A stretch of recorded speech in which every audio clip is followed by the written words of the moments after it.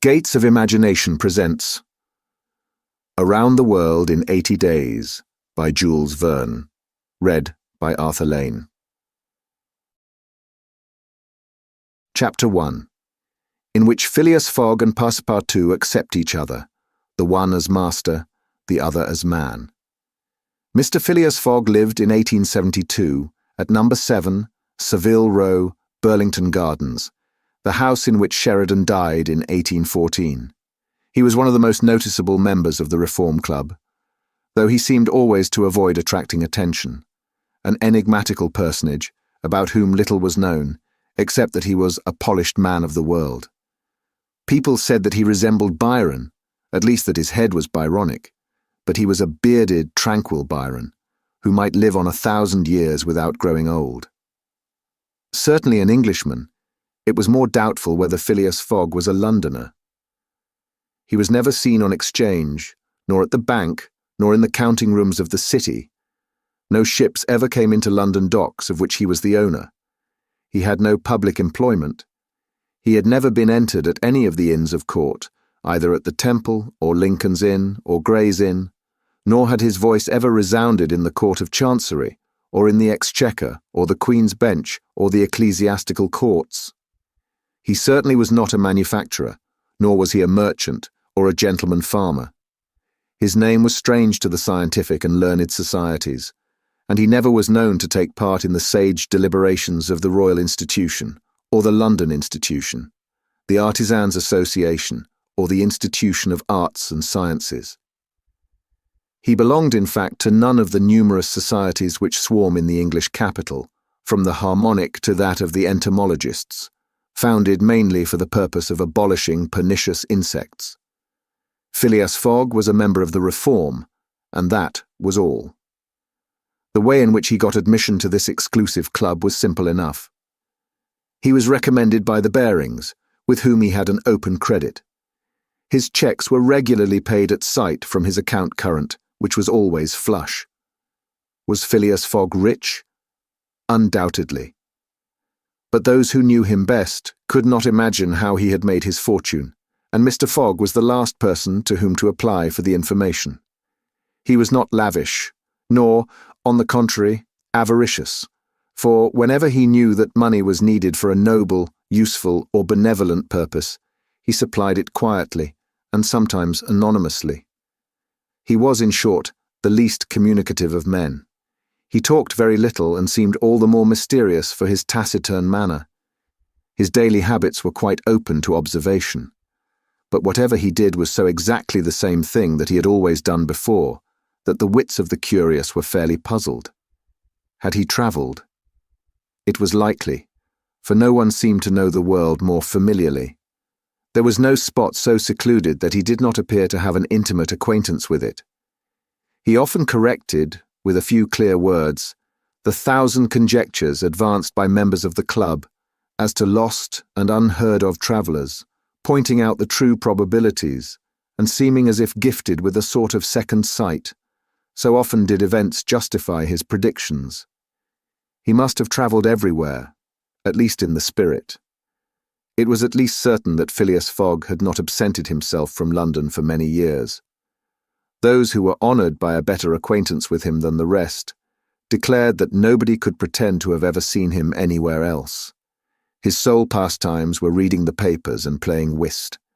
He often won at this game, which, as a silent one, harmonized with his nature.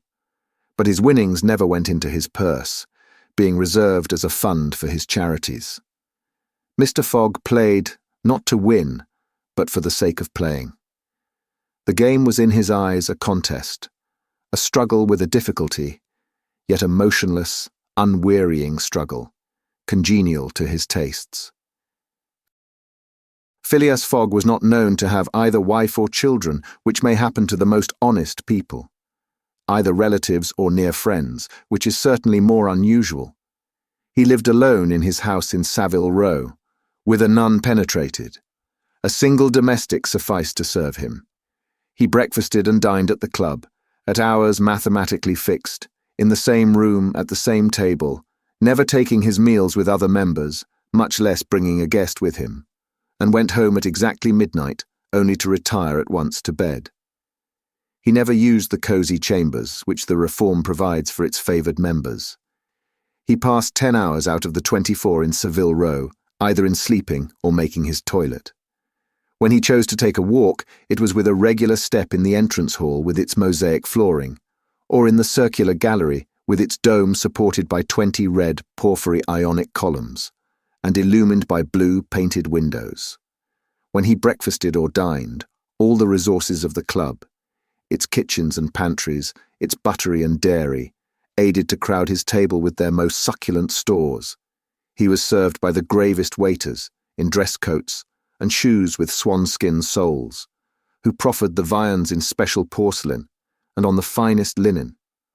Club decanters of a lost mould contained his sherry, his port, and his cinnamon-spiced claret, while his beverages were refreshingly cooled with ice, brought at great cost from the American lakes. If to live in this style is to be eccentric, it must be confessed that there is something good in eccentricity. The mansion in Savile Row, though not sumptuous, was exceedingly comfortable. The habits of its occupant were such as to demand but little from the sole domestic, but Phileas Fogg required him to be almost superhumanly prompt and regular.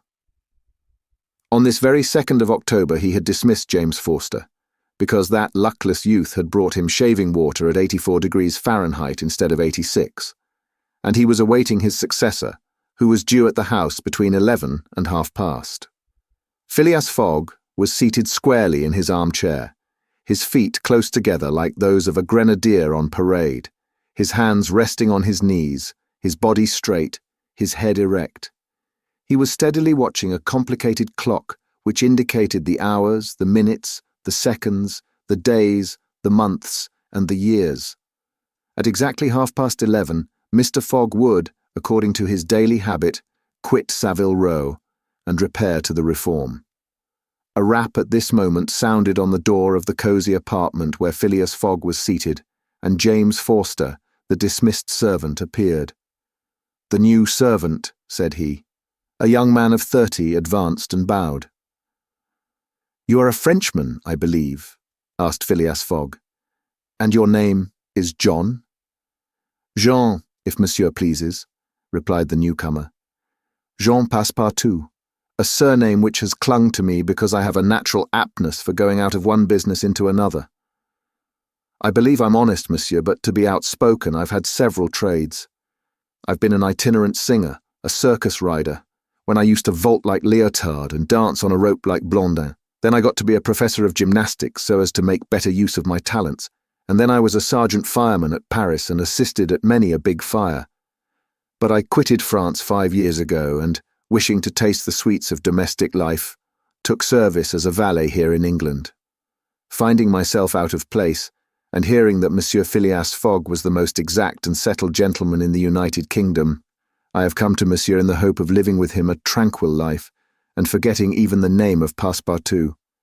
"Passepartout suits me," responded Mr. Fogg. "You are well recommended to me. I hear a good report of you. You know my conditions?" "Yes, monsieur." "Good. What time is it?" 22 minutes after 11, returned Passepartout, drawing an enormous silver watch from the depths of his pocket. "You are too slow," said Mr. Fogg. "Pardon me, monsieur. It is impossible.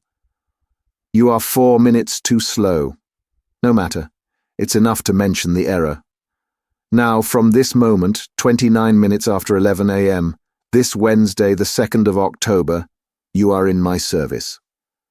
Phileas Fogg got up, took his hat in his left hand, put it on his head with an automatic motion, and went off without a word. Passepartout heard the street door shut once. It was his new master going out. He heard it shut again. It was his predecessor, James Forster, departing in his turn.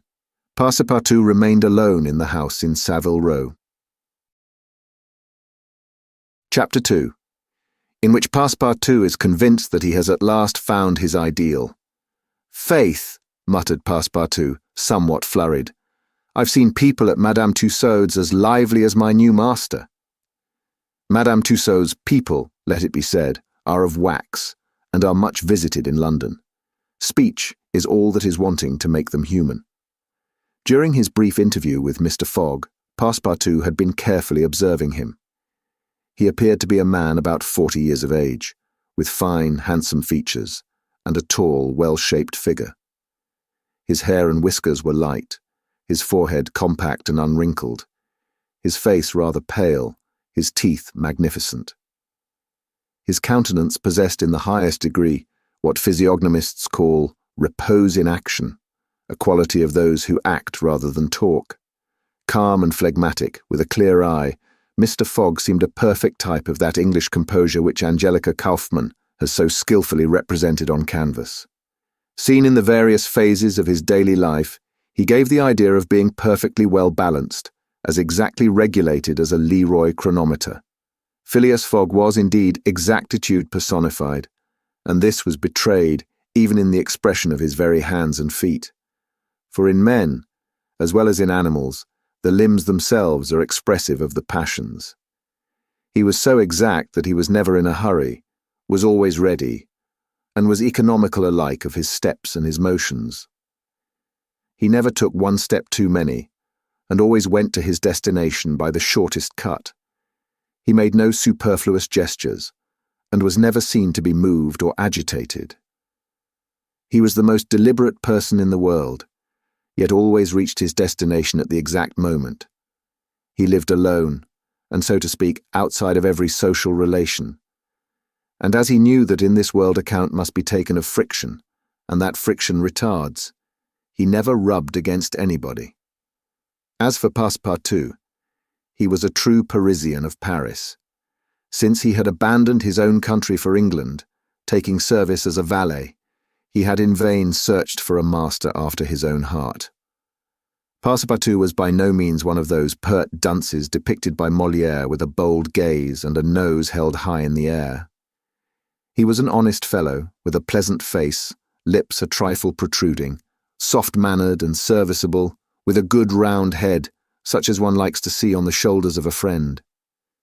His eyes were blue, his complexion rubicund, his figure almost portly and well-built, his body muscular, and his physical powers fully developed by the exercises of his younger days.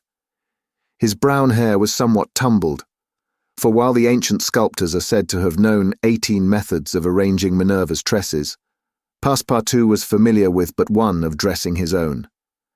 3 strokes of a large tooth comb completed his toilet. It would be rash to predict how Passepartout's lively nature would agree with Mr. Fogg. It was impossible to tell whether the new servant would turn out as absolutely methodical as his master required.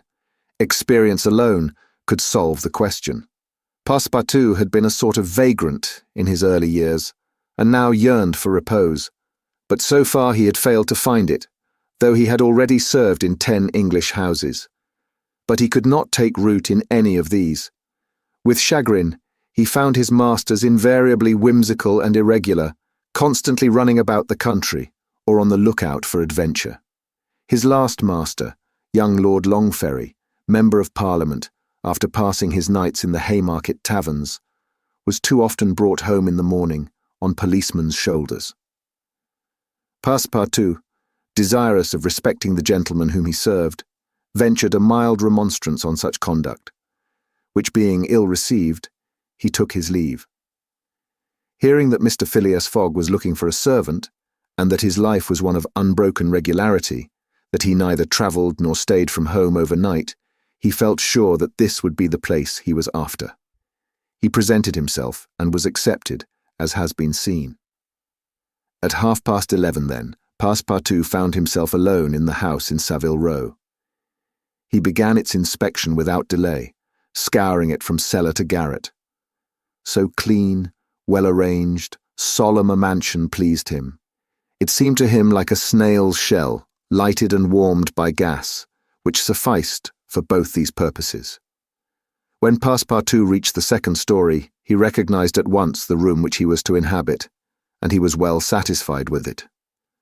Electric bells and speaking tubes afforded communication with the lower stories, while on the mantel stood an electric clock precisely like that in Mr. Fogg's bedchamber, both beating the same second at the same instant. "That's good. That'll do," said Passepartout to himself. He suddenly observed, hung over the clock, a card which, upon inspection, proved to be a programme of the daily routine of the house. It comprised all that was required of the servant, from 8 in the morning, exactly at which hour Phileas Fogg rose, till 11:30, when he left the house for the Reform Club, all the details of service, the tea and toast at 23 minutes past 8, the shaving water at 37 minutes past 9, and the toilet at 20 minutes before 10. Everything was regulated and foreseen that was to be done from 11:30 a.m. till midnight, the hour at which the methodical gentleman retired. Mr. Fogg's wardrobe was amply supplied, and in the best taste. Each pair of trousers, coat, and vest bore a number, indicating the time of year and season at which they were in turn to be laid out for wearing. And the same system was applied to the master's shoes. In short, the house in Savile Row, which must have been a very temple of disorder and unrest under the illustrious but dissipated Sheridan, was coziness, comfort, and method idealized. There was no study, nor were there books, which would have been quite useless to Mr. Fogg, for at the Reform 2 libraries, one of general literature and the other of law and politics, were at his service. A moderate-sized safe stood in his bedroom, constructed so as to defy fire as well as burglars, but Passepartout found neither arms nor hunting weapons anywhere. Everything betrayed the most tranquil and peaceable habits. Having scrutinized the house from top to bottom, he rubbed his hands, a broad smile overspread his features, and he said joyfully, "This is just what I wanted. Ah, we shall get on together, Mr. Fogg and I. What a domestic and regular gentleman, a real machine. Well, I don't mind serving a machine." Chapter 3, in which a conversation takes place which seems likely to cost Phileas Fogg dear. Phileas Fogg, having shut the door of his house at 11:30, and having put his right foot before his left 575 times, and his left foot before his right 576 times, reached the Reform Club, an imposing edifice in Pall Mall, which could not have cost less than 3 millions. He repaired at once to the dining room, the 9 windows of which open upon a tasteful garden, where the trees were already gilded with an autumn colouring, and took his place at the habitual table, the cover of which had already been laid for him. His breakfast consisted of a side dish, a broiled fish with Reading sauce, a scarlet slice of roast beef garnished with mushrooms, a rhubarb and gooseberry tart, and a morsel of Cheshire cheese, the whole being washed down with several cups of tea, for which the Reform is famous. He rose at 13 minutes to 1 and directed his steps towards the large hall, a sumptuous apartment adorned with lavishly framed paintings. A flunky handed him an uncut Times, which he proceeded to cut with a skill which betrayed familiarity with this delicate operation. The perusal of this paper absorbed Phileas Fogg until 4:15, whilst the Standard, his next task, occupied him till the dinner hour. Dinner passed as breakfast had done, and Mr. Fogg reappeared in the reading room and sat down to the Pall Mall at 20 minutes before 6. Half an hour later, several members of the Reform came in and drew up to the fireplace, where a coal fire was steadily burning. They were Mr. Fogg's usual partners at whist: Andrew Stewart, an engineer, John Sullivan and Samuel Fallentin, bankers, Thomas Flanagan, a brewer, and Gauthier Ralph, one of the directors of the Bank of England, all rich and highly respectable personages, even in a club which comprises the princes of English trade and finance. "Well, Ralph," said Thomas Flanagan, "what about that robbery?" "Oh," replied Stewart, "the bank will lose the money." "On the contrary," broke in Ralph, "I hope we may put our hands on the robber. Skillful detectives have been sent to all the principal ports of America and the continent, and he'll be a clever fellow if he slips through their fingers." "But have you got the robber's description?" asked Stewart. "In the first place, he is no robber at all," returned Ralph, positively. What, a fellow who makes off with £55,000 no robber? No. Perhaps he's a manufacturer, then. The Daily Telegraph says that he is a gentleman. It was Phileas Fogg, whose head now emerged from behind his newspapers, who made this remark. He bowed to his friends and entered into the conversation. The affair which formed its subject, and which was town talk, had occurred 3 days before at the Bank of England. A package of banknotes, to the value of £55,000, had been taken from the principal cashier's table, that functionary being at the moment engaged in registering the receipt of 3 shillings and sixpence. Of course, he could not have his eyes everywhere. Let it be observed that the Bank of England reposes a touching confidence in the honesty of the public. There are neither guards nor gratings to protect its treasures. Gold, silver, banknotes are freely exposed, at the mercy of the first comer. A keen observer of English customs relates that, being in one of the rooms of the bank one day, he had the curiosity to examine a gold ingot weighing some 7 or 8 pounds. He took it up, scrutinized it, passed it to his neighbour, he to the next man, and so on, until the ingot, going from hand to hand, was transferred to the end of a dark entry, nor did it return to its place for half an hour. Meanwhile, the cashier had not so much as raised his head, but in the present instance, things had not gone so smoothly. The package of notes not being found when 5 o'clock sounded from the ponderous clock in the drawing office, the amount was passed to the account of profit and loss.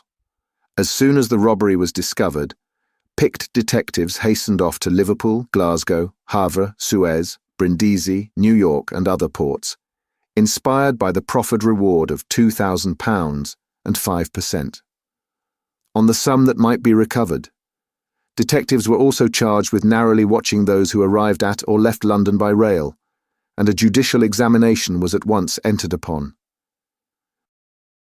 There were real grounds for supposing, as the Daily Telegraph said, that the thief did not belong to a professional band. On the day of the robbery, a well-dressed gentleman of polished manners and with a well-to-do air had been observed going to and fro in the paying room where the crime was committed.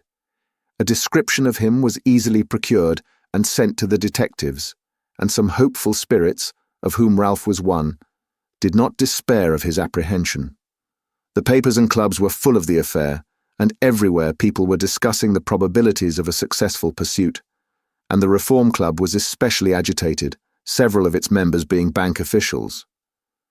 Ralph would not concede that the work of the detectives was likely to be in vain, for he thought that the prize offered would greatly stimulate their zeal and activity. But Stuart was far from sharing this confidence, and as they placed themselves at the whist table, they continued to argue the matter. Stuart and Flanagan played together, while Phileas Fogg had Fallentin for his partner. As the game proceeded, the conversation ceased, excepting between the rubbers, when it revived again. "I maintain," said Stuart, "that the chances are in favour of the thief, who must be a shrewd fellow." "Well, but where can he fly to?" asked Ralph. "No country is safe for him." "Pshaw! Where could he go, then?" "Oh, I don't know that. The world is big enough." "It was once," said Phileas Fogg in a low tone. "Cut, sir," he added, handing the cards to Thomas Flanagan. The discussion fell during the rubber, after which Stuart took up its thread. "What do you mean by once? Has the world grown smaller?"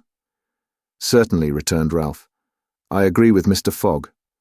The world has grown smaller, since a man can now go round it 10 times more quickly than 100 years ago, and that is why the search for this thief will be more likely to succeed. And also why the thief can get away more easily." "Be so good as to play, Mr. Stuart," said Phileas Fogg. But the incredulous Stuart was not convinced, and when the hand was finished said eagerly, "You have a strange way, Ralph, of proving that the world has grown smaller. So, because you can go round it in 3 months—" "In 80 days," interrupted Phileas Fogg. "That is true, gentlemen," added John Sullivan. "Only 80 days, now that the section between Rothal and Allahabad, on the Great Indian Peninsula Railway has been opened. Here is the estimate made by the Daily Telegraph. 7 days from London to Suez via Mont Cenis and Brindisi by rail and steamboats. 13 days from Suez to Bombay. 3 days from Bombay to Calcutta by rail. 13 days from Calcutta to Hong Kong by steamer. 6 days from Hong Kong to Yokohama in Japan by steamer. 22 days from Yokohama to San Francisco by steamer. 7 days from San Francisco to New York by rail. 9 days from New York to London by steamer and rail. In total, 80 days. "Yes, in 80 days, exclaimed Stuart, who in his excitement made a false deal.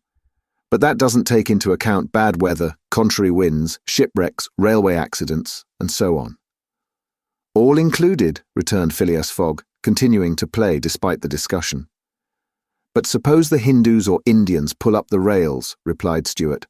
"Suppose they stop the trains, pillage the luggage vans, and scalp the passengers." "All included," calmly retorted Fogg, adding as he threw down the cards, "2 trumps." Stuart, whose turn it was to deal, gathered them up and went on. "You are right theoretically, Mr. Fogg, but practically also, Mr. Stuart. I'd like to see you do it in 80 days. It depends on you. Shall we go? Heaven preserve me, but I would wager £4,000 that such a journey, made under these conditions, is impossible." "Quite possible, on the contrary," returned Mr. Fogg. "Well, make it then." "The journey round the world in 80 days?" "Yes. I should like nothing better." "When?" "At once, only I warn you that I shall do it at your expense." "It's absurd," cried Stuart, who was beginning to be annoyed at the persistency of his friend. "Come, let's go on with the game." "Deal over again, then," said Phileas Fogg. "There's a false deal." Stuart took up the pack with a feverish hand, then suddenly put them down again. "Well, Mr. Fogg," said he, "it shall be so. I will wager the 4,000 on it." "Calm yourself, my dear Stuart," said Valentine. "It's only a joke."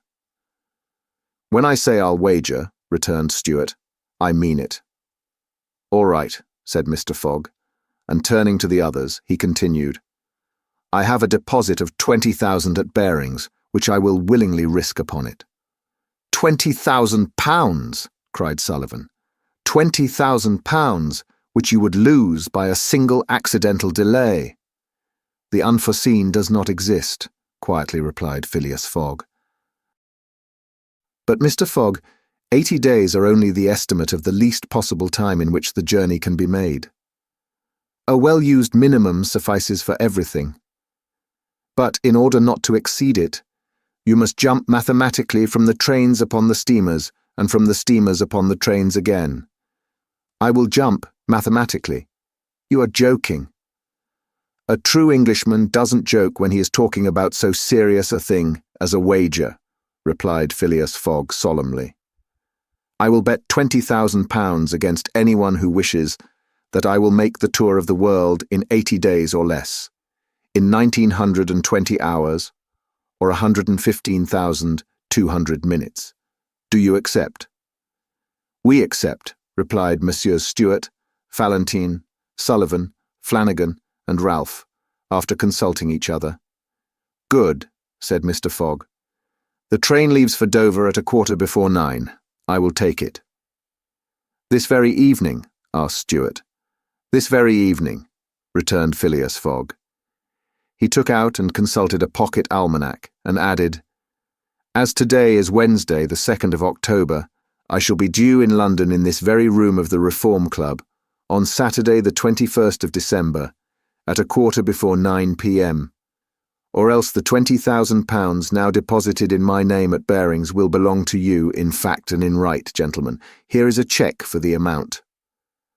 A memorandum of the wager was at once drawn up and signed by the 6 parties, during which Phileas Fogg preserved a stoical composure. He certainly did not bet to win, and had only staked the £20,000, half of his fortune, because he foresaw that he might have to expend the other half to carry out this difficult, not to say unattainable, project. As for his antagonists, they seemed much agitated, not so much by the value of their stake, as because they had some scruples about betting under conditions so difficult to their friend.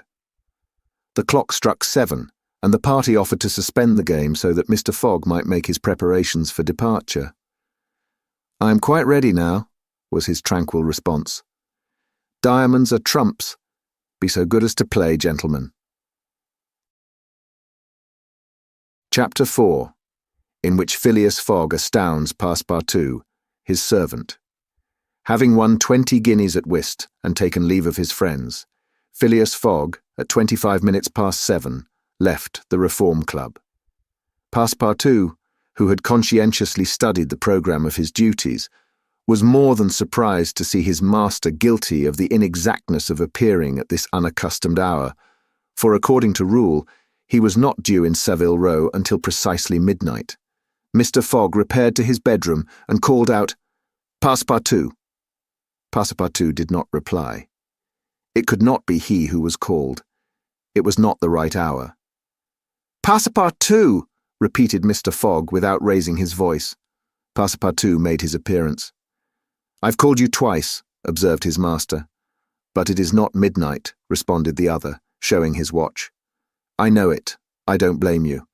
We start for Dover and Calais in 10 minutes. A puzzled grin overspread Passepartout's round face. Clearly he had not comprehended his master. "Monsieur is going to leave home?" "Yes," returned Phileas Fogg. "We are going round the world." Passepartout opened wide his eyes, raised his eyebrows, held up his hands and seemed about to collapse, so overcome was he with stupefied astonishment. "Round the world," he murmured. "In 80 days," responded Mr. Fogg, "so we haven't a moment to lose." "But the trunks?" gasped Passepartout, unconsciously swaying his head from right to left. "We'll have no trunks, only a carpet bag with 2 shirts and 3 pairs of stockings for me, and the same for you. We'll buy our clothes on the way. Bring down my mackintosh and travelling cloak and some stout shoes, though we shall do little walking. Make haste." Passepartout tried to reply, but could not. He went out, mounted to his own room, fell into a chair, and muttered, "That's good, that is. And I, who wanted to remain quiet." He mechanically set about making the preparations for departure. Around the world in 80 days. Was his master a fool? No. Was this a joke, then? They were going to Dover. Good. To Calais. Good again. After all, Passepartout, who had been away from France 5 years, would not be sorry to set foot on his native soil again. Perhaps they would go as far as Paris, and it would do his eyes good to see Paris once more. But surely a gentleman so chary of his steps would stop there, no doubt. But then it was none the less true that he was going away, this so domestic person hitherto. By 8 o'clock, Passepartout had packed the modest carpet bag, containing the wardrobes of his master and himself. Then, still troubled in mind, he carefully shut the door of his room and descended to Mr. Fogg. Mr. Fogg was quite ready. Under his arm might have been observed a red-bound copy of Bradshaw's Continental Railway Steam Transit and General Guide, with its timetables showing the arrival and departure of steamers and railways. He took the carpet bag, opened it, and slipped into it a goodly roll of Bank of England notes, which would pass wherever he might go. "You have forgotten nothing?" asked he. "Nothing, monsieur." "My mackintosh and cloak?" "Here they are." "Good. Take this carpet bag," handing it to Passepartout. "Take good care of it, for there are £20,000 in it." Passepartout nearly dropped the bag, as if the £20,000 were in gold, and weighed him down. Master and man then descended. The street door was double locked, and at the end of Savile Row they took a cab and drove rapidly to Charing Cross. The cab stopped before the railway station at 20 minutes past 8. Passepartout jumped off the box and followed his master, who, after paying the cabman, was about to enter the station, when a poor beggar woman, with a child in her arms, her naked feet smeared with mud, her head covered with a wretched bonnet, from which hung a tattered feather, and her shoulders shrouded in a ragged shawl, approached and mournfully asked for alms. Mr. Fogg took out the 20 guineas he had just won at whist and handed them to the beggar, saying, "Here, my good woman, I'm glad that I met you," and passed on. Passepartout had a moist sensation about the eyes. His master's action touched his susceptible heart. 2 first-class tickets for Paris having been speedily purchased, Mr. Fogg was crossing the station to the train when he perceived his 5 friends of the Reform. "Well, gentlemen," said he, "I'm off, you see. And if you will examine my passport when I get back, you will be able to judge whether I have accomplished the journey agreed upon." "Oh, that would be quite unnecessary, Mr. Fogg," said Ralph politely. "We will trust your word, as a gentleman of honour." "You do not forget when you are due in London again?" asked Stuart. "In 80 days, on Saturday, the 21st of December, 1872, at 9:15 p.m. Goodbye, gentlemen." Phileas Fogg and his servants seated themselves in a first-class carriage at 20 minutes before 9. 5 minutes later the whistle screamed, and the train slowly glided out of the station. The night was dark, and a fine, steady rain was falling. Phileas Fogg, snugly ensconced in his corner, did not open his lips. Passepartout, not yet recovered from his stupefaction, clung mechanically to the carpet bag with its enormous treasure. Just as the train was whirling through Sydenham, Passepartout suddenly uttered a cry of despair. "What's the matter?" asked Mr. Fogg. "Alas, in my hurry, I forgot." "What?" "To turn off the gas in my room." "Very well, young man," returned Mr. Fogg coolly. "It will burn, at your expense." Chapter 5, in which a new species of funds, unknown to the moneyed men, appears on exchange. Phileas Fogg rightly suspected that his departure from London would create a lively sensation at the West End. The news of the bet spread through the Reform Club, and afforded an exciting topic of conversation to its members. From the club, it soon got into the papers throughout England. The boasted tour of the world was talked about, disputed, argued with as much warmth as if the subject were another Alabama claim. Some took sides with Phileas Fogg, but the large majority shook their heads and declared against him. It was absurd, impossible, they declared, that the tour of the world could be made, except theoretically and on paper, in this minimum of time, and with the existing means of travelling. The Times, Standard, Morning Post and Daily News, and 20 other highly respectable newspapers, scouted Mr. Fogg's project as madness. The Daily Telegraph alone hesitatingly supported him.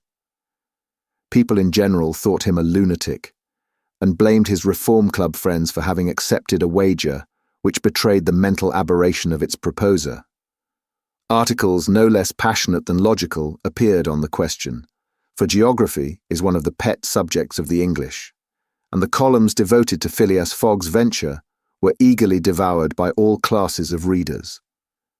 At first, some rash individuals, principally of the gentler sex, espoused his cause, which became still more popular when the Illustrated London News came out with his portrait, copied from a photograph in the Reform Club. A few readers of the Daily Telegraph even dared to say, "Why not after all? Stranger things have come to pass." At last a long article appeared, on the 7th of October, in the Bulletin of the Royal Geographical Society, which treated the question from every point of view and demonstrated the utter folly of the enterprise. Everything, it said, was against the travellers, every obstacle imposed alike by man and by nature. A miraculous agreement of the times of departure and arrival, which was impossible, was absolutely necessary to his success. He might perhaps reckon on the arrival of trains at the designated hours. In Europe, where the distances were relatively moderate. But when he calculated upon crossing India in 3 days, and the United States in 7, could he rely beyond misgiving upon accomplishing his task? There were accidents to machinery, the liability of trains to run off the line, collisions, bad weather, the blocking up by snow. Were not all these against Phileas Fogg? Would he not find himself, when travelling by steamer in winter, at the mercy of the winds and fogs? Is it uncommon for the best ocean steamers to be 2 or 3 days behind time? But a single delay would suffice to fatally break the chain of communication. Should Phileas Fogg once miss, even by an hour, a steamer, he would have to wait for the next, and that would irrevocably render his attempt vain. This article made a great deal of noise, and being copied into all the papers, seriously depressed the advocates of the rash tourist. Everybody knows that England is the world of betting men, who are of a higher class than mere gamblers. To bet is in the English temperament. Not only the members of the Reform, but the general public made heavy wagers for or against Phileas Fogg, who was set down in the betting books as if he were a racehorse. Bonds were issued and made their appearance on 'Change. Phileas Fogg bonds were offered at par or at a premium, and a great business was done in them. But 5 days after the article in the Bulletin of the Geographical Society appeared, the demand began to subside. Phileas Fogg declined. They were offered by packages, at first of 5, then of 10, until at last nobody would take less than 20, 50, 100. Lord Albemarle, an elderly, paralytic gentleman, was now the only advocate of Phileas Fogg left. This noble lord, who was fastened to his chair, would have given his fortune to be able to make the tour of the world if it took 10 years, and he bet £5,000 on Phileas Fogg. When the folly as well as the uselessness of the adventure was pointed out to him, he contented himself with replying, "If the thing is feasible, the first to do it ought to be an Englishman." The Fogg party dwindled more and more. Everybody was going against him, and the bet stood 150 and 200 to 1. And a week after his departure an incident occurred which deprived him of backers at any price. The Commissioner of Police was sitting in his office at 9 o'clock one evening, when the following telegraphic dispatch was put into his hands. Suez to London. Rowan, Commissioner of Police, Scotland Yard. I've found the bank robber Phileas Fogg. Send without delay warrant of arrest to Bombay. Fix detective. The effect of this dispatch was instantaneous. The polished gentleman disappeared to give place to the bank robber. His photograph, which was hung with those of the rest of the members at the Reform Club, was minutely examined, and it betrayed, feature by feature, the description of the robber which had been provided to the police. The mysterious habits of Phileas Fogg were recalled, his solitary ways, his sudden departure, and it seemed clear that, in undertaking a tour round the world on the pretext of a wager, he had had no other end in view than to elude the detectives and throw them off his track. Chapter 6, in which Fix, the detective, betrays a very natural impatience. The circumstances under which this telegraphic dispatch about Phileas Fogg was sent were as follows. The steamer Mongolia, belonging to the Peninsular and Oriental Company, built of iron, of 2,800 tons burden and 500 horsepower, was due at 11 o'clock a.m. on Wednesday the 9th of October at Suez. The Mongolia plied regularly between Brindisi and Bombay via the Suez Canal, and was one of the fastest steamers belonging to the company, always making more than 10 knots an hour between Brindisi and Suez, and 9.5 between Suez and Bombay. 2 men were promenading up and down the wharves, among the crowd of natives and strangers who were sojourning at this once straggling village, now thanks to the enterprise of Monsieur Lesseps, a fast-growing town. One was the British consul at Suez, who, despite the prophecies of the English government and the unfavourable predictions of Stevenson, was in the habit of seeing, from his office window, English ships daily passing to and fro on the Great Canal, by which the old roundabout route from England to India by the Cape of Good Hope was abridged by at least a half. The other was a small, slight-built personage, with a nervous, intelligent face, and bright eyes peering out from under eyebrows, which he was incessantly twitching.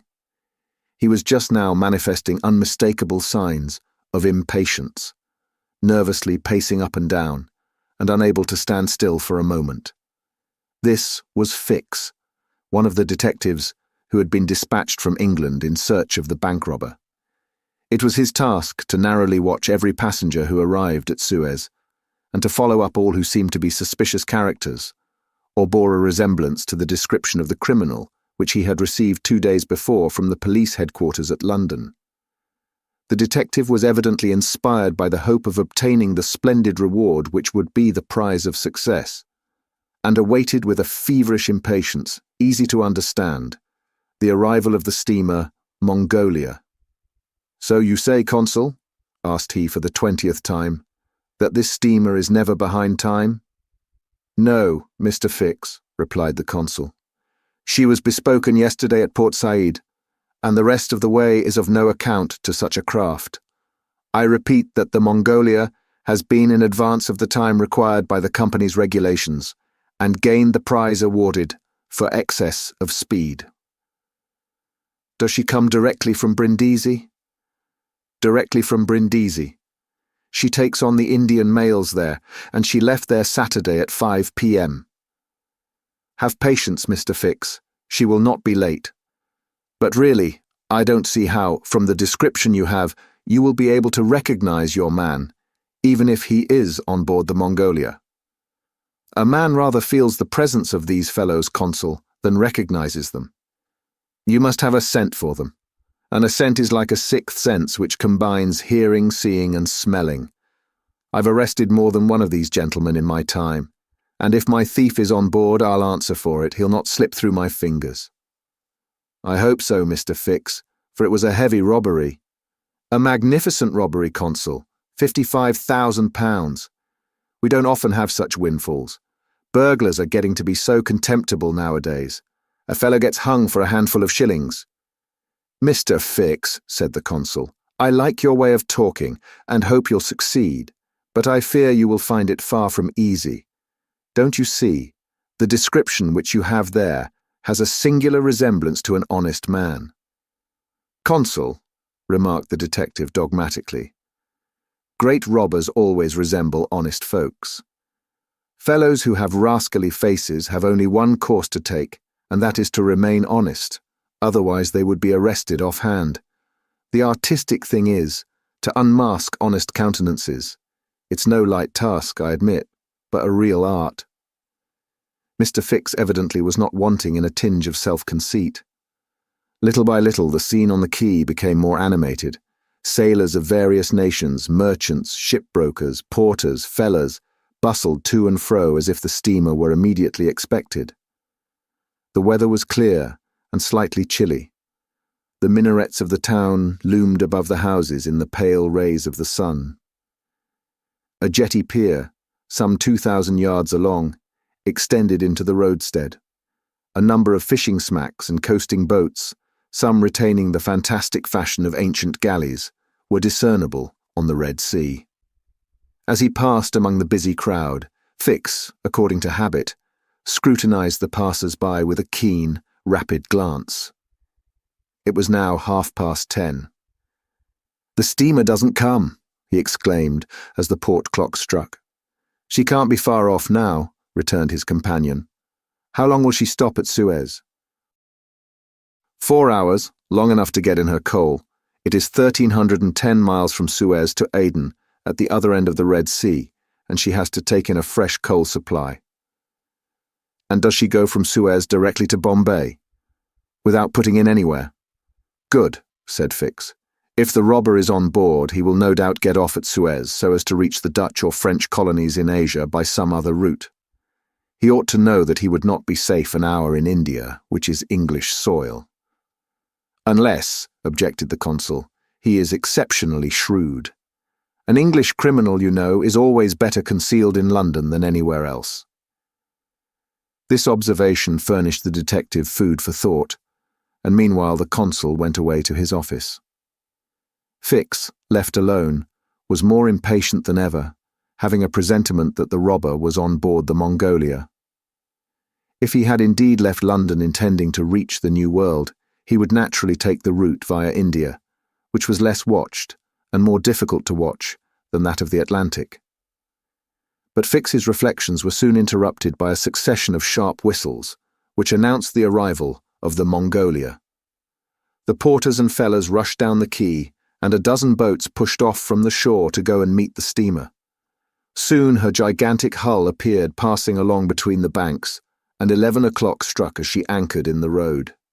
She brought an unusual number of passengers, some of whom remained on deck to scan the picturesque panorama of the town, while the greater part disembarked in the boats and landed on the quay. Fix took up a position and carefully examined each face and figure which made its appearance. Presently, one of the passengers, after vigorously pushing his way through the importunate crowd of porters, came up to him and politely asked if he could point out the English consulate, at the same time showing a passport which he wished to have visaed. Fix instinctively took the passport, and with a rapid glance read the description of its bearer. An involuntary motion of surprise nearly escaped him, for the description in the passport was identical with that of the bank robber which he had received from Scotland Yard. "Is this your passport?" asked he. "No, it's my master's." "And your master is—" "He stayed on board. But he must go to the consul's in person, so as to establish his identity." "Oh, is that necessary?" "Quite indispensable." "And where is the consulate?" "There, on the corner of the square," said Fix, pointing to a house 200 steps off. "I'll go and fetch my master, who won't be much pleased, however, to be disturbed."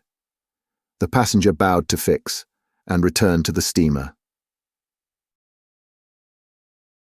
Chapter 7, which once more demonstrates the uselessness of passports as aids to detectives.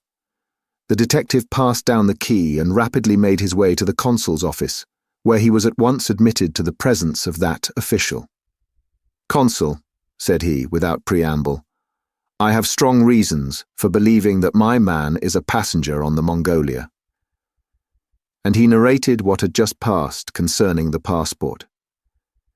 "Well, Mr. Fix," replied the consul, "I shall not be sorry to see the rascal's face, but perhaps he won't come here. That is, if he is the person you suppose him to be. A robber doesn't quite like to leave traces of his flight behind him, and besides, he is not obliged to have his passport countersigned. If he is as shrewd as I think he is, Consul, he will come. To have his passport visaed. Yes.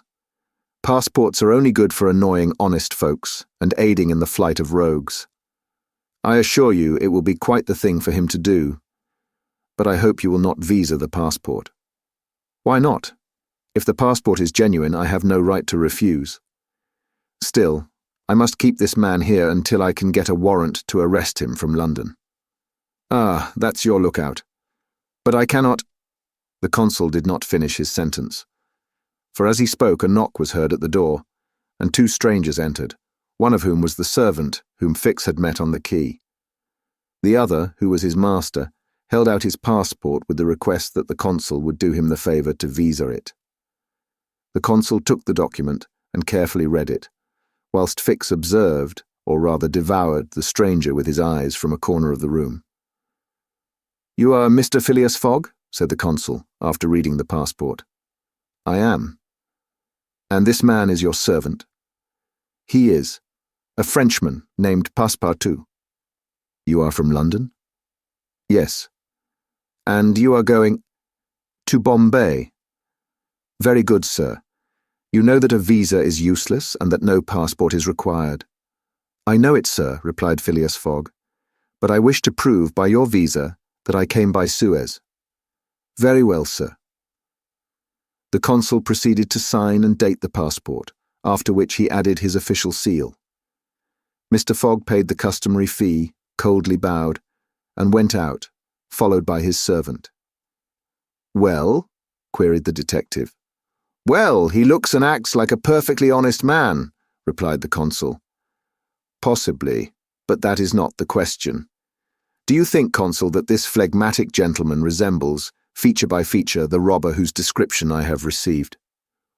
"I concede that, but then, you know, all descriptions—" "I'll make certain of it," interrupted Fix. "The servant seems to me less mysterious than the master." Besides, he's a Frenchman and can't help talking. Excuse me for a little while, Consul. Fix started off in search of Passepartout. Meanwhile, Mr. Fogg, after leaving the consulate, repaired to the quay, gave some orders to Passepartout, went off to the Mongolia in a boat, and descended to his cabin. He took up his notebook, which contained the following memoranda. Left London on Wednesday, October 2nd, at 8:45 p.m. Reached Paris on Thursday, October 3rd, at 7:20 a.m. Left Paris on Thursday at 8:40 a.m. Reached Turin by Mont-Cenis on Friday, October 4th, at 6:35 a.m. Left Turin on Friday at 7:20 a.m. Arrived at Brindisi on Saturday, October 5th, at 4 p.m. Sailed on the Mongolia on Saturday at 5 p.m. Reached Suez on Wednesday, October 9th, at 11 a.m. Total of hours spent, 158 and a half, or in days, 6 days and a half.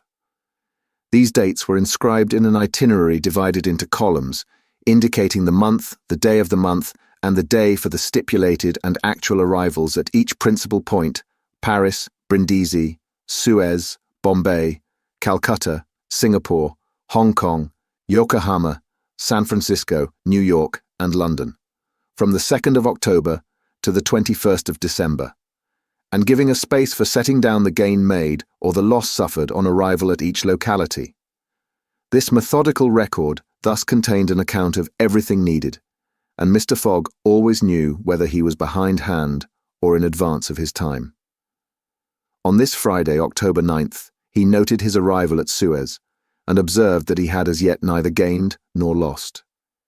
He sat down quietly to breakfast in his cabin, never once thinking of inspecting the town, being one of those Englishmen who are wont to see foreign countries through the eyes of their domestics. Chapter 8, in which Passepartout talks rather more, perhaps, than is prudent.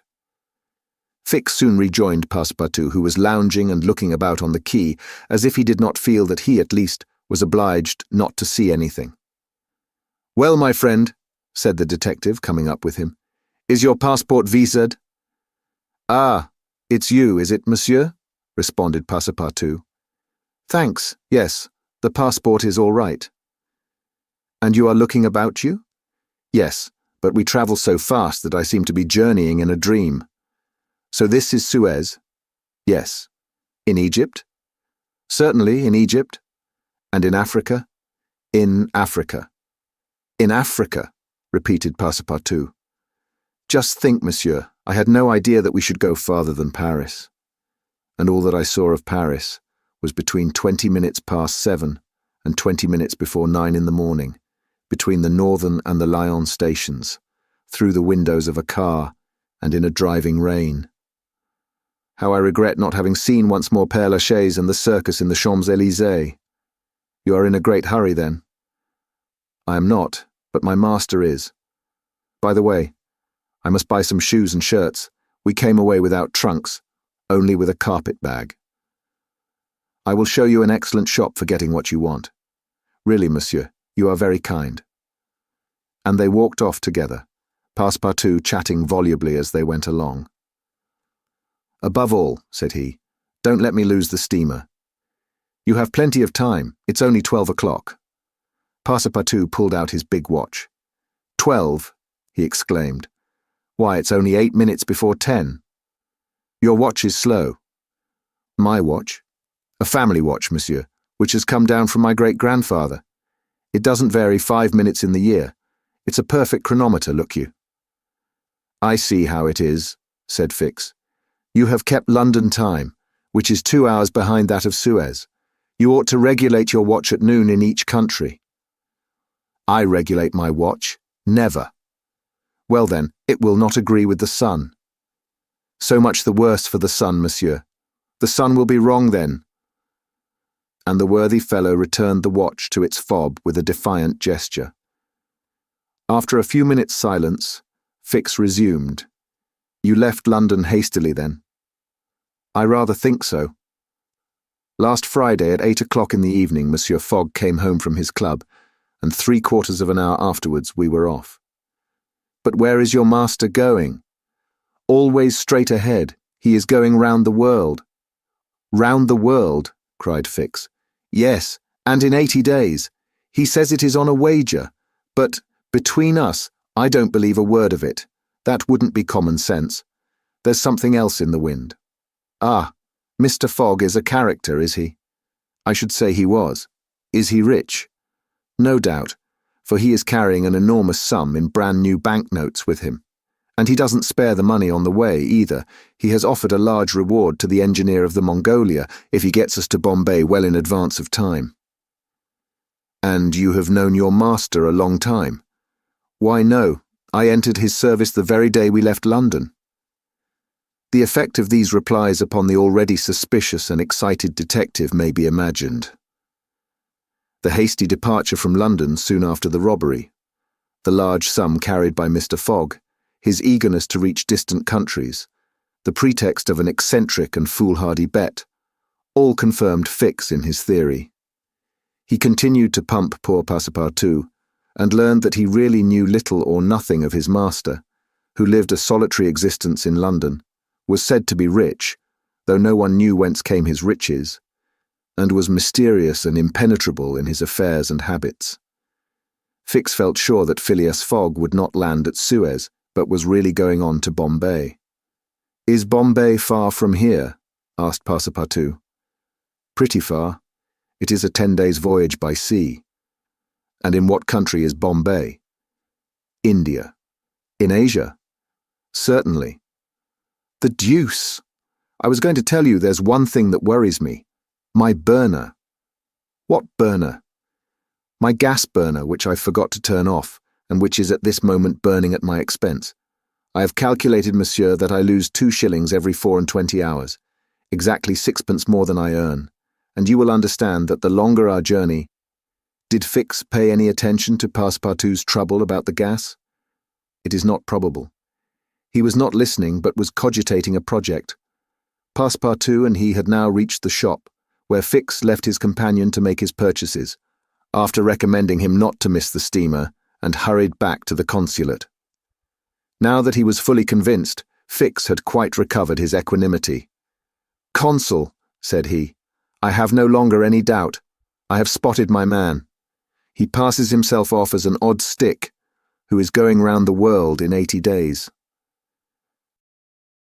"Then he's a sharp fellow," returned the consul, "and counts on returning to London after putting the police of the 2 countries off his track."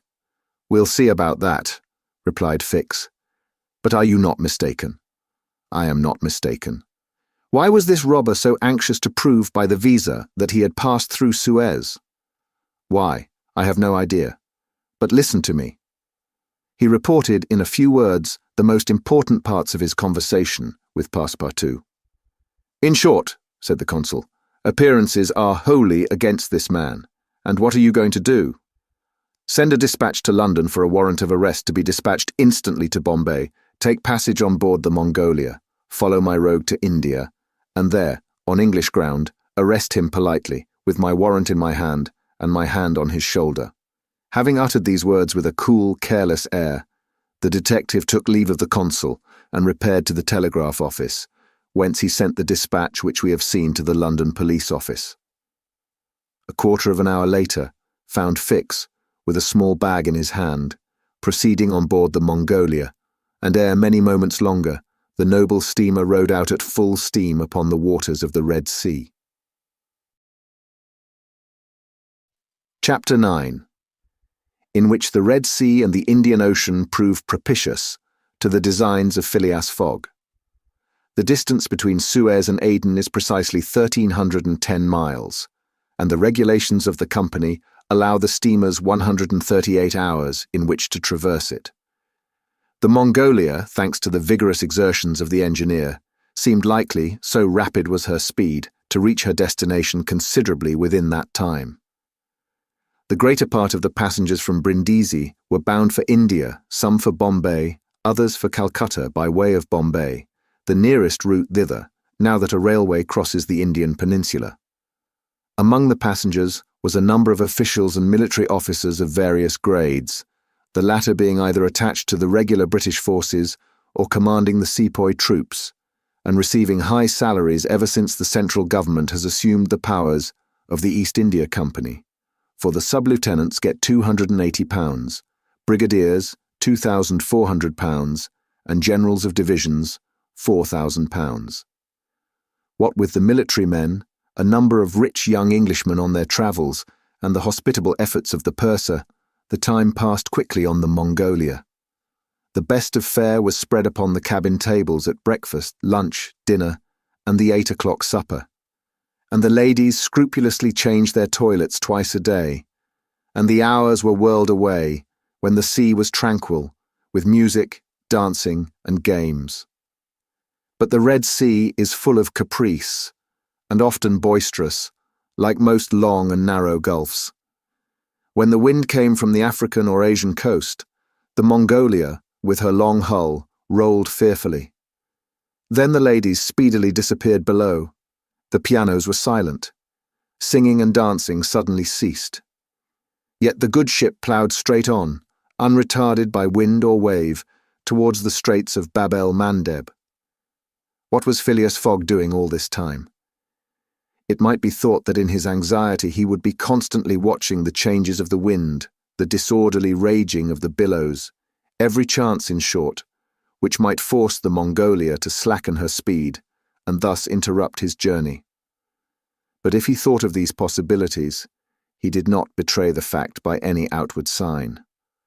Always the same impassible member of the Reform Club, whom no incident could surprise, as unvarying as the ship's chronometers, and seldom having the curiosity even to go upon the deck, he passed through the memorable scenes of the Red Sea with cold indifference, did not care to recognize the historic towns and villages which, along its borders, raised their picturesque outlines against the sky, and betrayed no fear of the dangers of the Arabic Gulf, which the old historians always spoke of with horror, and upon which the ancient navigators never ventured without propitiating the gods by ample sacrifices.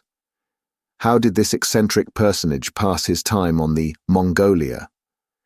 He made his 4 hearty meals every day, regardless of the most persistent rolling and pitching on the part of the steamer, and he played whist indefatigably, for he had found partners as enthusiastic in the game as himself. A tax collector on the way to his post at Goa, the Reverend Decimus Smith returning to his parish at Bombay, and a brigadier general of the English army, who was about to rejoin his brigade at Benares, made up the party, and, with Mr. Fogg, played whist by the hour together in absorbing silence.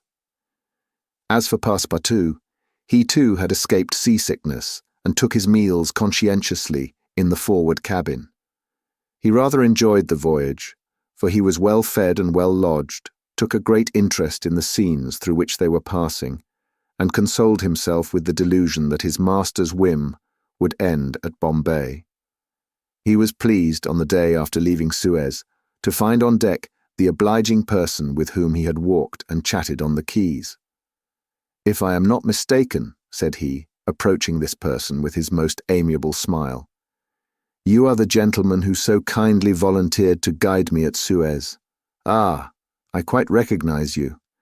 You are the servant of the strange Englishman." "Just so, monsieur. Fix." "Monsieur Fix," resumed Passepartout, "I'm charmed to find you on board. Where are you bound?" "Like you, to Bombay." "That's capital. Have you made this trip before?" "Several times. I am one of the agents of the Peninsular Company." "Then you know India?" "Why, yes," replied Fix, who spoke cautiously. "A curious place, this India. Oh, very curious. Mosques, minarets, temples, fakirs, pagodas, tigers, snakes, elephants. I hope you will have ample time to see the sights." "I hope so, Monsieur Fix. You see, a man of sound sense ought not to spend his life jumping from a steamer upon a railway train, and from a railway train upon a steamer again, pretending to make the tour of the world in 80 days. No, all these gymnastics, you may be sure, will cease at Bombay." "And Mr. Fogg is getting on well?" asked Fix, in the most natural tone in the world. "Quite well, and I too. I eat like a famished ogre. It's the sea air. But I never see your master on deck." "Never. He hasn't the least curiosity." Do you know, Mr. Passepartout, that this pretended tour in 80 days may conceal some secret errand? Perhaps a diplomatic mission? Faith, Monsieur Fix, I assure you I know nothing about it, nor would I give half a crown to find out. After this meeting, Passepartout and Fix got into the habit of chatting together, the latter making it a point to gain the worthy man's confidence. He frequently offered him a glass of whisky or pale ale in the steamer bar-room, which Passepartout never failed to accept with graceful alacrity, mentally pronouncing Fix the best of good fellows. Meanwhile, the Mongolia was pushing forward rapidly. On the 13th, Mocha, surrounded by its ruined walls whereon date trees were growing, was sighted, and on the mountains beyond were espied vast coffee fields. Passepartout was ravished to behold this celebrated place, and thought that, with its circular walls and dismantled fort, it looked like an immense coffee cup and saucer. The following night they passed through the Strait of Bab el-Mandeb, which means in Arabic the Bridge of Tears, and the next day they put in at Steamer Point, northwest of Aden Harbour, to take in coal. This matter of fueling steamers is a serious one at such distances from the coal mines. It costs the Peninsular Company some £800,000 a year. In these distant seas, coal is worth £3 or £4 sterling a ton. The Mongolia had still 1,650 miles to traverse before reaching Bombay, and was obliged to remain 4 hours at Steamer Point to coal up. But this delay, as it was foreseen, did not affect Phileas Fogg's programme. Besides, the Mongolia, instead of reaching Aden on the morning of the 15th, when she was due, arrived there on the evening of the 14th, a gain of 15 hours. Mr. Fogg and his servant went ashore at Aden to have the passport again visaed. Fix, unobserved, followed them. The visa procured, Mr. Fogg returned on board to resume his former habits, while Passepartout, according to custom, sauntered about among the mixed population of Somalis, Banyans, Parsis, Jews, Arabs, and Europeans, who comprised the 25,000 inhabitants of Aden. He gazed with wonder upon the fortifications which make this place the Gibraltar of the Indian Ocean, and the vast cisterns where the English engineers were still at work, 2,000 years after the engineers of Solomon. Very curious, said Passepartout to himself on returning to the steamer. I see that it is by no means useless to travel if a man wants to see something new. At 6 p.m, the Mongolia slowly moved out of the roadstead and was soon once more on the Indian Ocean. She had 168 hours in which to reach Bombay, and the sea was favourable, the wind being in the northwest, and all sails aiding the engine. The steamer rolled but little, the ladies in fresh toilets reappeared on deck, and the singing and dancing were resumed. The trip was being accomplished most successfully, and Passepartout was enchanted with the congenial companion which chance had secured him in the person of the delightful Fix. On Sunday, October the 20th, towards noon, they came in sight of the Indian coast. 2 hours later, the pilot came on board. A range of hills lay against the sky in the horizon, and soon the rows of palms which adorn Bombay came distinctly into view. The steamer entered the road, formed by the islands in the bay, and at 4:30 she hauled up at the quays of Bombay. Phileas Fogg was in the act of finishing the 33rd rubber of the voyage, and his partner and himself, having, by a bold stroke, captured all 13 of the tricks, concluded this fine campaign with a brilliant victory. The Mongolia was due at Bombay on the 22nd. She arrived on the 20th. This was a gain to Phileas Fogg of 2 days since his departure from London, and he calmly entered the fact in the itinerary in the column of gains.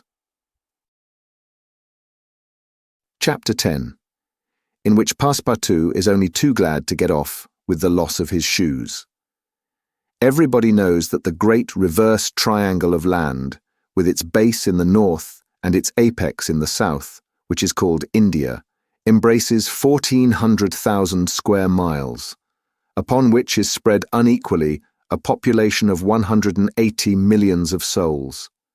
The British Crown exercises a real and despotic dominion over the larger portion of this vast country, and has a Governor-General stationed at Calcutta, governors at Madras, Bombay, and in Bengal, and a Lieutenant Governor at Agra. But British India, properly so called, only embraces 700,000 square miles and a population of from 100 to 110 millions of inhabitants. A considerable portion of India is still free from British authority, and there are certain ferocious Rajas in the interior who are absolutely independent. The celebrated East India Company was all-powerful from 1756, when the English first gained a foothold on the spot where now stands the city of Madras, down to the time of the great Sepoy insurrection. It gradually annexed province after province, purchasing them of the native chiefs, whom it seldom paid, and appointed the Governor-General and his subordinates, civil and military. But the East India Company has now passed away, leaving the British possessions in India directly under the control of the Crown. The aspect of the country, as well as the manners and distinctions of race, is daily changing. Formerly, one was obliged to travel in India by the old cumbrous methods of going on foot or on horseback, in palanquins or unwieldy coaches. Now, fast steamboats ply on the Indus and the Ganges, and a great railway, with branch lines joining the main line at many points on its route, traverses the peninsula from Bombay to Calcutta in 3 days. This railway does not run in a direct line across India. The distance between Bombay and Calcutta, as the bird flies, is only from 1,000 to 1,100 miles, but the deflections of the road increase this distance by more than a third. The general route of the Great Indian Peninsular Railway is as follows. Leaving Bombay, it passes through Salsette, crossing to the continent opposite Tanna, goes over the chain of the Western Ghats, runs thence northeast as far as Burhanpur, skirts the nearly independent territory of Bundelkund, ascends to Allahabad, turns thence eastwardly, meeting the Ganges at Benares, then departs from the river a little, and, descending southeastward by Burdivan and the French town of Chandernagore, has its terminus at Calcutta. The passengers of the Mongolia went ashore at 4:30 p.m. At exactly 8, the train would start for Calcutta. Mr. Fogg, after bidding goodbye to his whist partners, left the steamer, gave his servant several errands to do, urged it upon him to be at the station promptly at 8, and with his regular step, which beat to the second like an astronomical clock, directed his steps to the passport office. As for the wonders of Bombay, its famous city hall, its splendid library, its forts and docks, its bazaars, mosques, synagogues, its Armenian churches, and the noble pagoda on Malabar Hill, with its 2 polygonal towers, he cared not a straw to see them. He would not deign to examine even the masterpieces of Elephanta or the mysterious Hypogeia, concealed southeast from the docks, or those fine remains of Buddhist architecture, the Kanharian grottos of the island of Salsette. Having transacted his business at the passport office, Phileas Fogg repaired quietly to the railway station, where he ordered dinner. Among the dishes served up to him, the landlord especially recommended a certain giblet of native rabbit, on which he prided himself. Mr. Fogg accordingly tasted the dish, but despite its spiced sauce, found it far from palatable. He rang for the landlord, and on his appearance said, fixing his clear eyes upon him, "Is this rabbit, sir?" "Yes, my lord," the rogue boldly replied. "Rabbit from the jungles." "And this rabbit did not mew when he was killed?" "Mew, my lord." "What, a rabbit mew? I swear to you." "Be so good, landlord, as not to swear, but remember this. Cats were formerly considered in India as sacred animals. That was a good time." "For the cats, my lord? Perhaps for the travellers as well." After which Mr. Fogg quietly continued his dinner. Fix had gone on shore shortly after Mr. Fogg, and his first destination was the headquarters of the Bombay police. He made himself known as a London detective, told his business at Bombay, and the position of affairs relative to the supposed robber, and nervously asked if a warrant had arrived from London. It had not reached the office. Indeed, there had not yet been time for it to arrive. Fix was sorely disappointed and tried to obtain an order of arrest from the director of the Bombay police. This the director refused, as the matter concerned the London office, which alone could legally deliver the warrant. Fix did not insist, and was fain to resign himself to await the arrival of the important document. But he was determined not to lose sight of the mysterious rogue as long as he stayed in Bombay. He did not doubt for a moment, any more than Passepartout, that Phileas Fogg would remain there, at least until it was time for the warrant to arrive. Passepartout, however, had no sooner heard his master's orders on leaving the Mongolia than he saw at once that they were to leave Bombay as they had done Suez and Paris, and that the journey would be extended at least as far as Calcutta, and perhaps beyond that place. He began to ask himself if this bet that Mr. Fogg talked about was not really in good earnest, and whether his fate was not in truth forcing him, despite his love of repose, around the world in 80 days.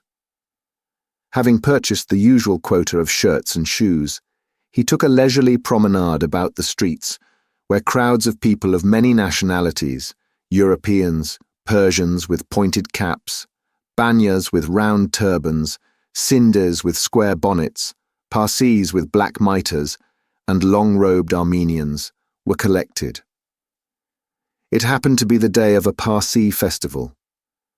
These descendants of the sect of Zoroaster, the most thrifty, civilized, intelligent, and austere of the East Indians, among whom are counted the richest native merchants of Bombay, were celebrating a sort of religious carnival, with processions and shows, in the midst of which Indian dancing girls, clothed in rose-coloured gauze, looped up with gold and silver, danced airily, but with perfect modesty, to the sound of viols and the clanging of tambourines.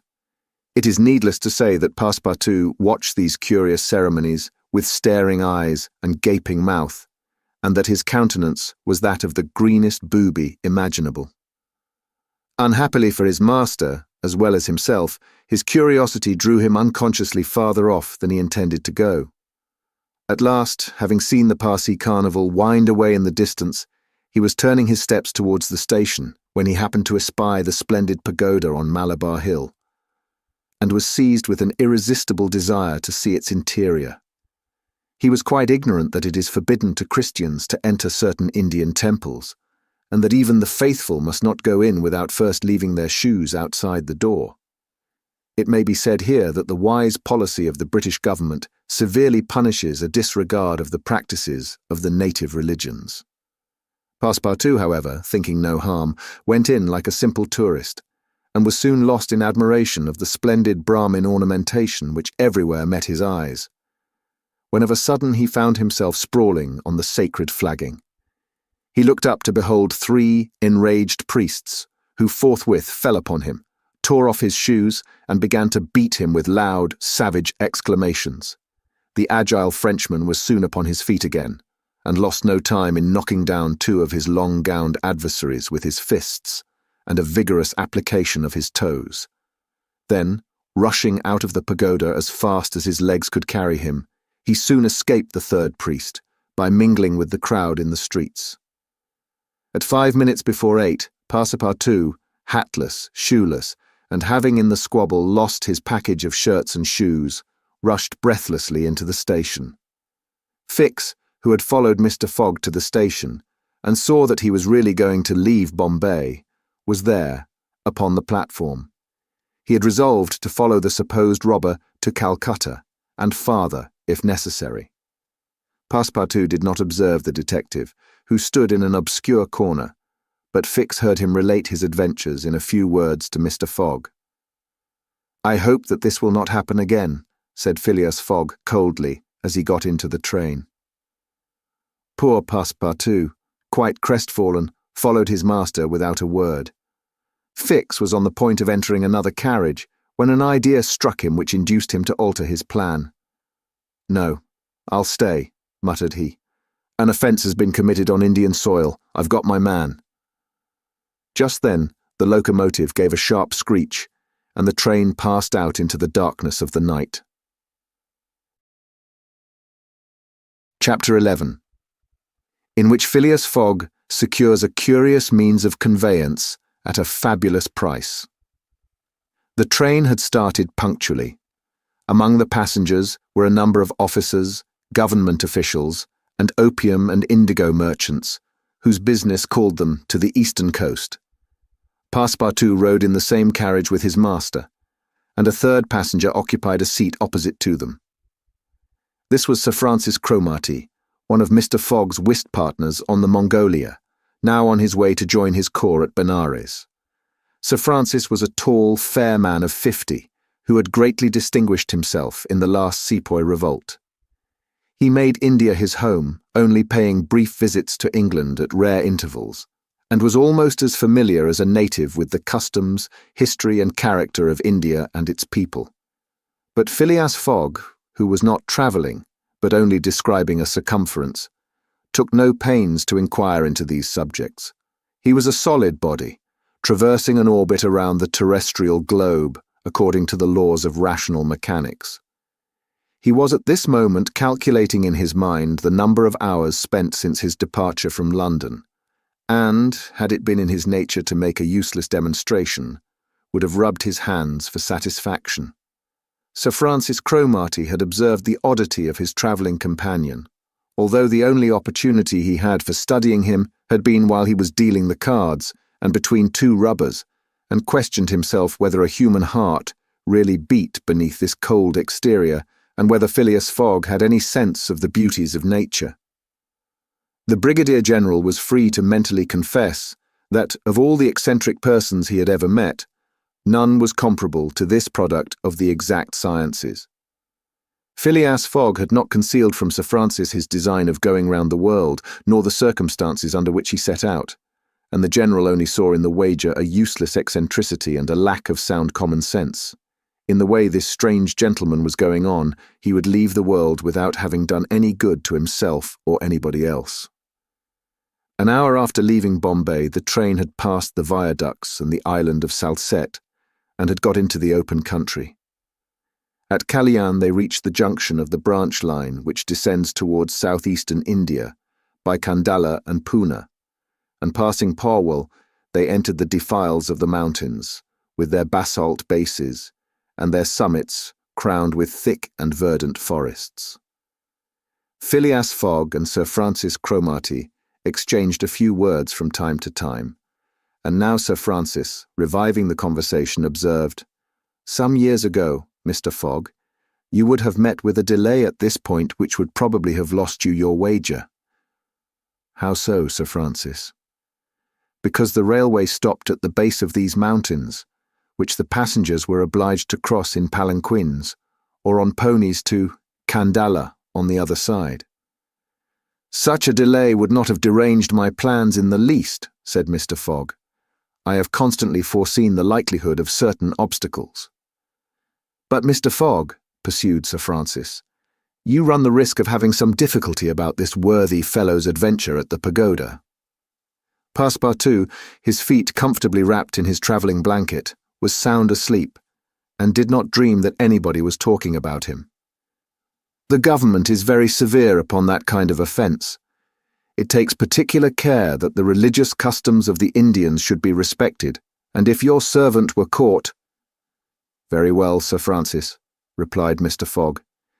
"If he had been caught, he would have been condemned and punished, and then would have quietly returned to Europe.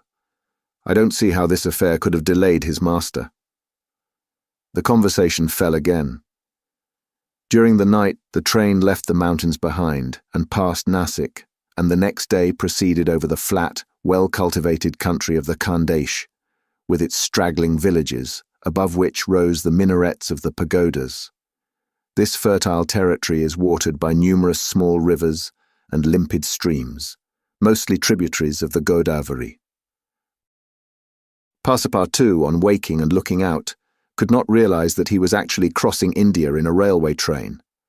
The locomotive, guided by an English engineer and fed with English coal, threw out its smoke upon cotton, coffee, nutmeg, clove and pepper plantations, while the steam curled in spirals around groups of palm trees, in the midst of which were seen picturesque bungalows, viharis, sort of abandoned monasteries, and marvelous temples enriched by the exhaustless ornamentation of Indian architecture.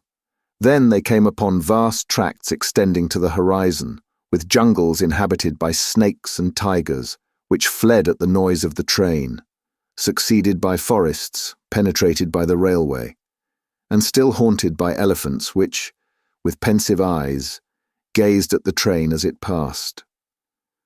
The travellers crossed, beyond Milligum, the fatal country so often stained with blood by the sectaries of the goddess Kali. Not far off rose Ellora, with its graceful pagodas, and the famous Aurungabad, capital of the ferocious Aurangzeb, now the chief town of one of the detached provinces of the kingdom of the Nizam. It was thereabouts that Feringhia, the Thuggee chief, king of the Stranglers, held his sway.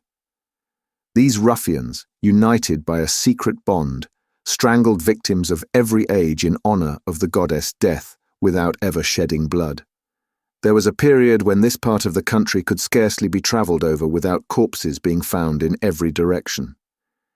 The English government has succeeded in greatly diminishing these murders, though the Thuggees still exist and pursue the exercise of their horrible rights.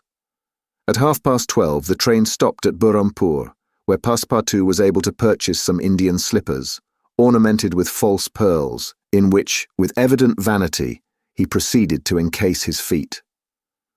The travellers made a hasty breakfast and started off for Assurgur, after skirting for a little the banks of the small river Tapti, which empties into the Gulf of Cambrai near Surat. Passepartout was now plunged into absorbing reverie.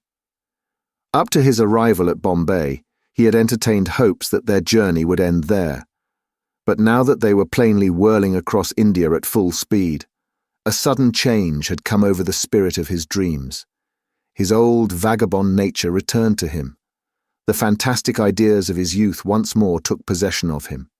He came to regard his master's project as intended in good earnest, believed in the reality of the bet, and therefore in the tour of the world, and the necessity of making it without fail within the designated period. Already he began to worry about possible delays and accidents which might happen on the way. He recognized himself as being personally interested in the wager, and trembled at the thought that he might have been the means of losing it by his unpardonable folly of the night before. Being much less cool-headed than Mr. Fogg, he was much more restless, counting and recounting the days passed over, uttering maledictions when the train stopped and accusing it of sluggishness, and mentally blaming Mr. Fogg for not having bribed the engineer. The worthy fellow was ignorant that, while it was possible by such means to hasten the rate of a steamer, it could not be done on the railway. The train entered the defiles of the Satpur Mountains, which separate the Khandesh from Bundelkund towards evening. The next day, Sir Francis Cromarty asked Passepartout what time it was, to which, on consulting his watch, he replied that it was 3 in the morning. This famous timepiece, always regulated on the Greenwich meridian, which was now some 77 degrees westward, was at least 4 hours slow. Sir Francis corrected Passepartout's time, whereupon the latter made the same remark that he had done to Fix, and upon the general insisting that the watch should be regulated in each new meridian, since he was constantly going eastward, that is in the face of the sun, and therefore the days were shorter by 4 minutes for each degree gone over, Passepartout obstinately refused to alter his watch, which he kept at London time. It was an innocent delusion which could harm no one. The train stopped, at 8 o'clock, in the midst of a glade some 15 miles beyond Rothal, where there were several bungalows and workmen's cabins. The conductor, passing along the carriages, shouted, "Passengers will get out here!"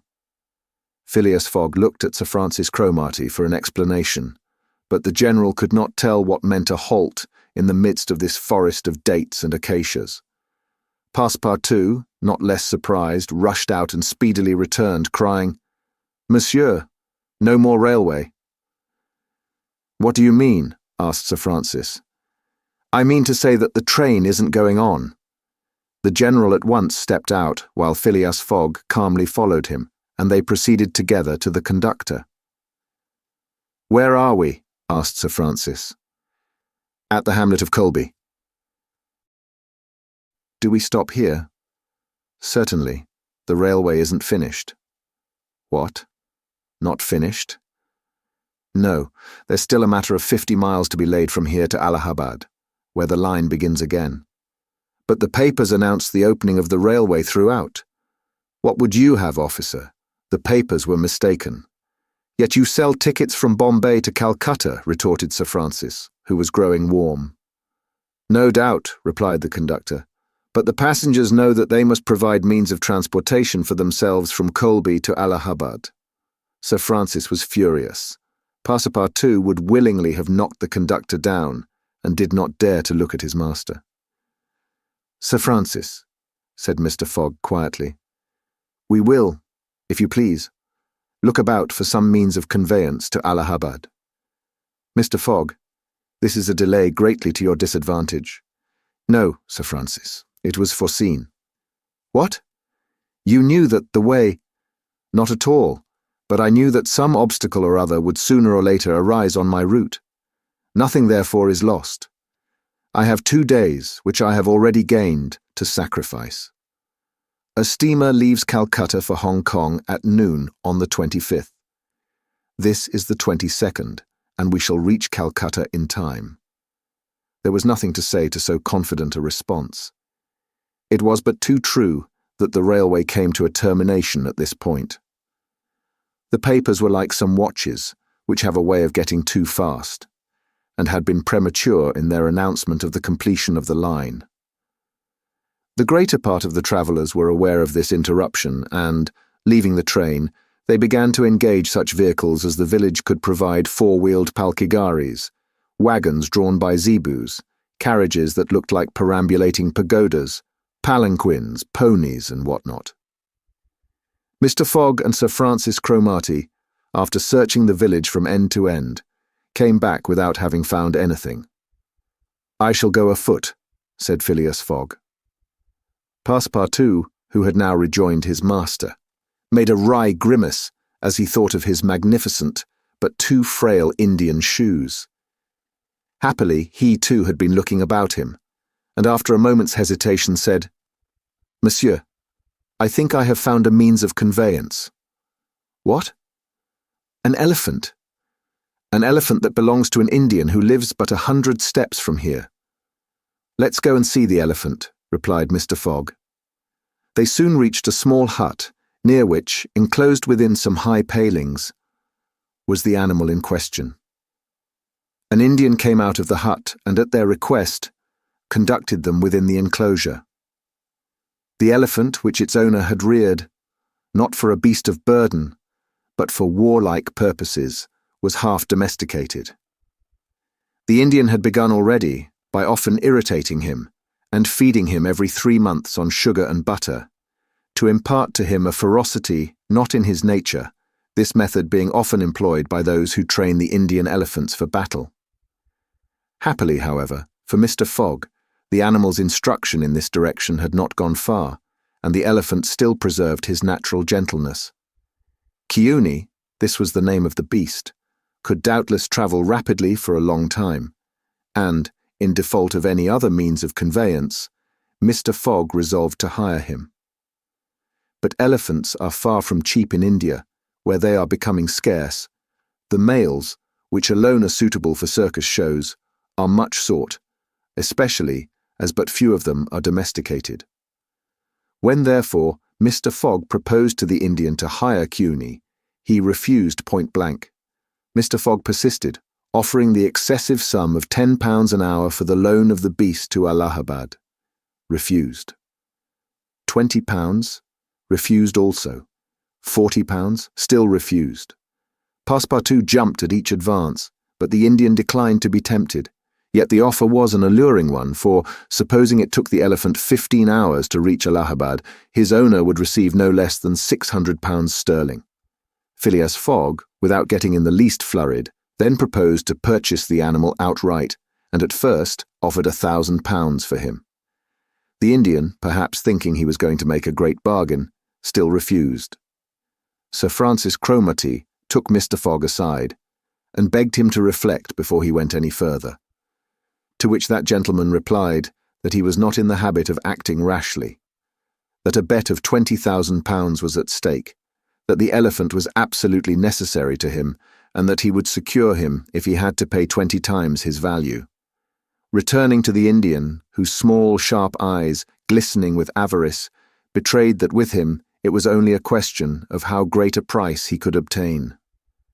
Mr. Fogg offered first £1,200, then £1,500, £1,800, £2,000. Passepartout, usually so rubicund, was fairly white with suspense. At £2,000, the Indian yielded. "What a price, good heavens!" cried Passepartout, "for an elephant!" It only remained now to find a guide, which was comparatively easy. A young Parsee, with an intelligent face, offered his services, which Mr. Fogg accepted, promising so generous a reward as to materially stimulate his zeal. The elephant was led out and equipped.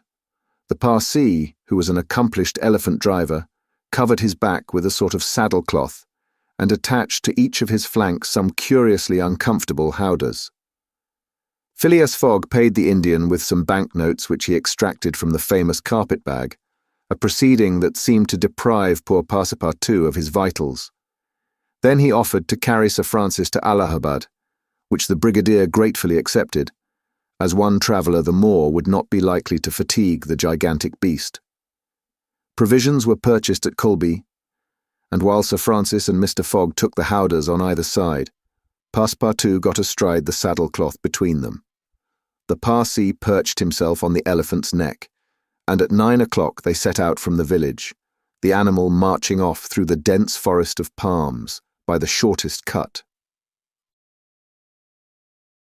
Chapter 12, in which Phileas Fogg and his companions venture across the Indian forests, and what ensued.